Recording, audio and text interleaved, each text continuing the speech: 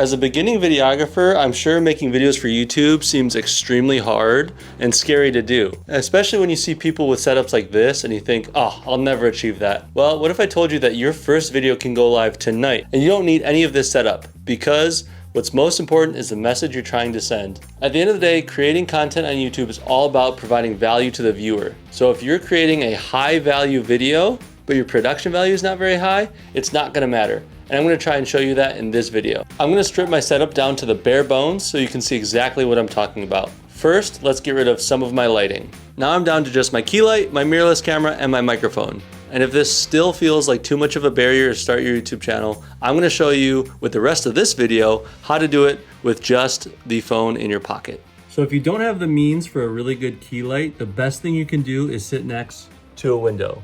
Natural light is gonna give you that soft look that you're getting right now in this video.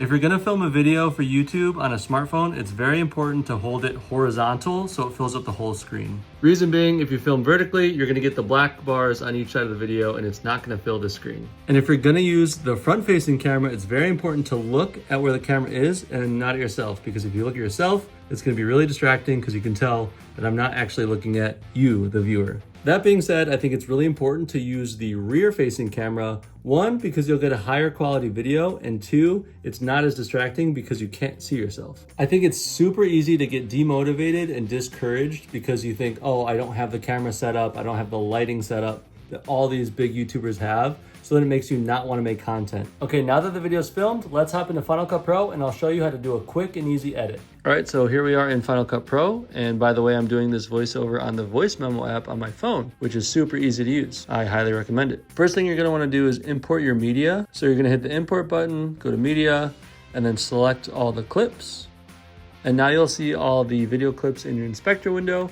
You'll then wanna make a project. So you'll go to File, New, and Project. And I like to edit on a 4K timeline, so that's what we have it set to. Then you're just gonna start adding your clips to the timeline. You can either go one by one or multi-select and add them all to the timeline that way. And now we're gonna start chopping up the clips. So if you hit B, it's gonna bring up the blade tool and you'll be able to chop up the clips super easily. And if you're just trimming the end of a clip, you can just click and drag.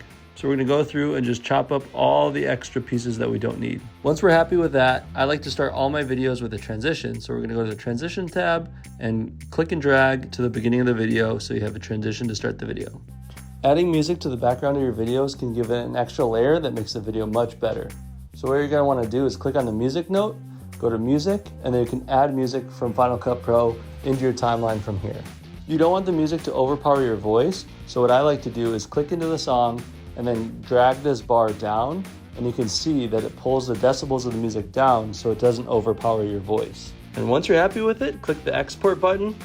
And I like to do Apple device 4K. Name your video, hit next, click where to save it to, and that's how you export the video. Then once you're on YouTube, go to the top right and hit the create button, upload videos, and you can upload your video here. And there you go, now you know how to make a YouTube video. I hope that this video showed that you don't need fancy, expensive equipment to make a video. You just gotta do it with whatever means that you have and be okay with it. It doesn't need to be perfect. The most important thing is that you just create and have fun with it. So get out there and start creating videos. I'll see you in the next video. Later.